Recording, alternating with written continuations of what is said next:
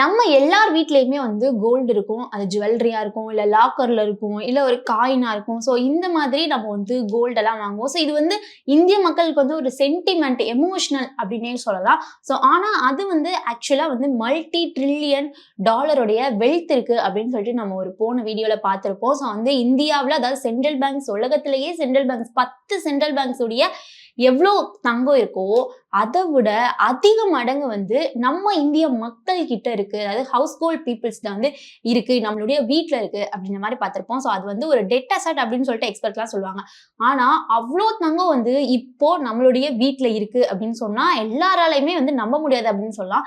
So இந்திய மக்கள் கிட்ட இப்போ எவ்வளவுதான் தங்கம் இருக்கு, எவ்வளவுதான் அவங்களோட லிமிட், எவ்வளவு வச்சுக்கலாம், நம்ம வீட்டுல எவ்வளவு வாங்கி தங்கம் வச்சுக்கலாம், ஸோ இதுக்கெல்லாம் லிமிட்டே கிடையாதா அப்படின்னா லிமிட்டே உண்மையிலேயே இல்ல. இந்திய மக்கள் அதாவது நம்மளுடைய இந்திய சட்டப்படி எவ்வளோ தங்கம் வேணாலும் வாங்கி வச்சுக்கலாம். ஸோ அதுக்கு லிமிட்டே கிடையாது.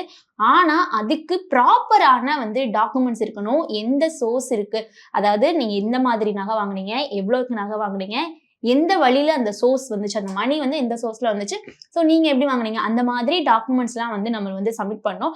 ஸோ இந்த வீடியோல வந்து நம்மளுடைய இந்திய மக்கள்கிட்ட எவ்வளோ தங்கம் இருக்கு, அதே மாதிரி எவ்வளோ லிமிட் வச்சுக்கலாம், அதே மாதிரி காயின்ஸ்க்கு வேற ரூல்ஸ் இருக்கு. ஸோ அது எந்த மாதிரியான ரூல்ஸ் அப்படின்றத இந்த வீடியோல பார்க்கலாம். நம்மளோட இந்தியாவில் நார்மலா கோல்டு வாங்குறதே ஒரு எமோஷனலான ஃபீல் அப்படின்னு சொல்லலாம், ஒரு சென்டிமெண்ட் அப்படின்னே சொல்லலாம். நார்மலா மேரேஜ்னா கோல்டு, அதே மாதிரி சேவிங்ஸ்னா கோல்டு, இன்வெஸ்டிங்னா கோல்டு. ஸோ எல்லாத்துக்குமே வந்து இந்த கோல்டு வந்து வாங்கிட்டே இருப்போம். இது வந்து ஒரு ஜஸ்ட் இன்வெஸ்ட்மெண்ட், ஒரு சேவிங் அப்படின்னு மட்டும் இல்லாம இது கூட ஒரு ட்ரெடிஷனல் அப்படின்னு கூட சொல்லுவோம். ஸோ இந்திய மக்களை பொறுத்தவரை கோல்டு வாங்குறது ஒரு ட்ரெடிஷனல் கலந்த எமோஷனல் தான் அப்படின்ற மாதிரி தான் வந்து எல்லார் இடத்துலயுமே பார்க்க முடியுது. ஸோ அதுதான் உண்மையும் கூட. ஸோ இப்போ நம்மகிட்ட எவ்வளவு கோல்டு லிமிட் வச்சுக்கலாம் அப்படின்னா, நம்மளோட இந்தியாவை பொறுத்தவரையும் நம்ம எவ்வளோ வேணாலும் தங்கம் வாங்கிக்கலாம், எவ்வளோ தங்கம் வேணாலும் நம்ம வீட்டுல வச்சுக்கலாம். அதுக்கு லிமிட்டேஷனே கிடையாது அப்படின்ற மாதிரி தான் ரூல்ஸ் இருக்கு. அந்த ரூல்ஸ்ல எப்படி அப்படின்னா, இப்போ ஒரு நபருக்கு இவ்வளோ கிராம்ஸ் வந்து தங்கம் வச்சிருக்கலாம். அந்த தங்கத்துக்கு மேல வச்சிருந்தீங்க அப்படின்னா கண்டிப்பா நீங்க வந்து டாக்குமெண்ட் சப்மிட் பண்ணணும் அப்படின்னு சொல்றாங்க. ஸோ நார்மலா இன்கம் டேக்ஸ் கைட்லைன்ஸ் படி மேரிட் உமன் வந்து 500 கிராம்ஸ் அதாவது 500 கிராம் தங்க நகைகள் வந்து வச்சுக்கலாம். அதை வந்து எப்படி வேணாலும் வச்சுக்கலாம் அப்படின்ற மாதிரி சொல்றாங்க. ஸோ அன்மேரிட் உமன் வந்து 250 கிராம்ஸ் வந்து வச்சுக்கலாம். அதே மாதிரி ஒரு மென் வந்து 100 கிராம்ஸ் வந்து கோல்டு வந்து வச்சுக்கலாம் அப்படின்ற மாதிரி சொல்றாங்க. ஸோ இந்த அளவுக்கு கோல்டு இருந்துச்சு அப்படின்னா பில் இல்ல அப்படின்னாலும் சேஃப் அப்படின்ற மாதிரி சொல்றாங்க. ஸோ இந்த அளவுக்கு ஒரு மென்னு, ஒரு உமனு, ஒரு மேரிட் உமனு, அன்மேரிட் உமன் வச்சிருக்கலாம். ஸோ இந்த அளவுக்கு மேல வச்சிருந்தாதான் நீங்க வந்து டாக்குமெண்ட் வந்து சப்மிட் பண்ணணும். ஸோ இந்த அளவுக்குள்ளே தான் நீங்க வச்சிருந்தீங்க அப்படின்னா உங்களுக்கு இந்த நகைகளுக்கு வந்து பில்லு கூட தேவையில்ல, சேஃப் இருக்கும் அப்படின்ற மாதிரி சொல்றாங்க. அது மாதிரி சீஸ் பண்ண மாட்டாங்க. ஆனா ஒண்ணு, இது வந்து இதுதான் வந்து லிமிட் அப்படின்றது கிடையாது. இது ஜஸ்ட் வந்து ப்ரொடெக்ஷன் லெவல் தான். இவ்வளவு வச்சிருந்தா உங்களுக்கு வந்து பில் எதுவும் கேட்க மாட்டாங்க, சீஸும் பண்ண மாட்டாங்க அப்படின்னு. ஸோ அப்போ வந்து லிமிட்டுக்கு மேல போச்சு அப்படின்னா என்ன ஆகும் அப்படின்னா, இந்த லிமிட்டுக்கு மேல அதாவது 500 கிராம்ஸ், 250 கிராம்ஸ், 100 கிராம்ஸ் சொன்னேன் இல்லையா, ஸோ இந்த கோல்டுக்கு மேல நீங்க இந்த லிமிட்டுக்கு மேல நீங்க கோல்டு வச்சிருந்தீங்க அப்படின்னா கண்டிப்பா இல்லீகலா அப்படின்னு கேட்டீங்க அப்படின்னா இல்லீகலாம் கிடையாது. நீங்க 1 kg 2 kg கூட வச்சிருக்கலாம். ஆனா இன்கம் டாக்ஸ் என்ன கேட்பாங்க அப்படின்னா, சோர்ஸ் என்ன, எங்க இருந்து வந்துச்சு, இதுக்கான ப்ரூஃப் என்ன, பர்ச்சேஸ் பில்ஸ் வேணும், கிஃப்ட்ஸா வந்துச்சா அப்படின்னா அதுக்கு ப்ரூஃப் வேணும். அதே மாதிரி இன்டிகிரேட்டன்ஸ் அதாவது நீங்க வந்து இது பரம்பரை சொத்தா அப்படின்றதுக்கு ப்ரூஃப் வேணும் அப்படின்னு சொல்றாங்க. ஸோ ப்ரூஃப் கேட்பாங்க. ஸோ ப்ரூஃப் இல்லை அப்படின்னா கண்டிப்பா இதை வந்து சீஸ் பண்ணுவாங்க, ஹெவி டாக்ஸ் கூட பண்ணுவாங்க, அதே மாதிரி பெனால்ட்டியும் ஹெவியா இருக்கும் அப்படின்ற மாதிரி சொல்றாங்க.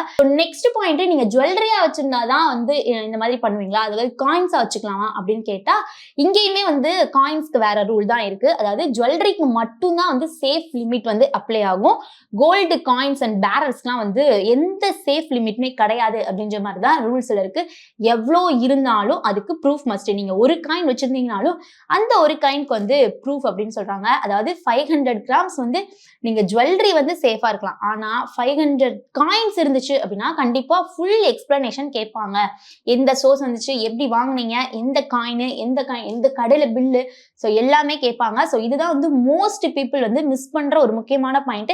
நம்ம கோல்டு எவ்வளவு வேணாலும் வச்சுக்கலாம், ஆனா கோல்டு காயினுக்கு கண்டிப்பா ப்ரூஃப் தேவை அப்படின்ற மாதிரி சொல்றாங்க. நெக்ஸ்ட் பாயிண்ட் என்ன அப்படின்னா, நம்ம எவ்வளவு கேஷ் கொடுத்து வேணாலும் நகை வாங்கிக்கலாமா, அதாவது நகை வந்து லிமிட் கிடையாது, எவ்வளவு வேணாலும் வாங்கிக்கலாம்ல, அப்போனா கேஷும் வந்து இதுதானே அப்படின்னு கேட்டா அதுதான் கிடையாது.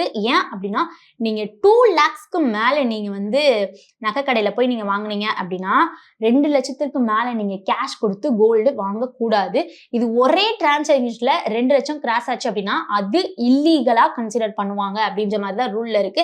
அதே மாதிரி 50,000க்கு நீங்க மேல, அதாவது 50,000க்கு மேல நீங்க வந்து ஜுவல்லரி ஷாப்ல போய் நீங்க கோல்டு வாங்குனீங்க அப்படின்னா கண்டிப்பா உங்களுடைய பேன் லிங்க் வந்து பேன் கார்டு சப்மிட் பண்ணணும் அப்படின்ற மாதிரி சொல்றாங்க.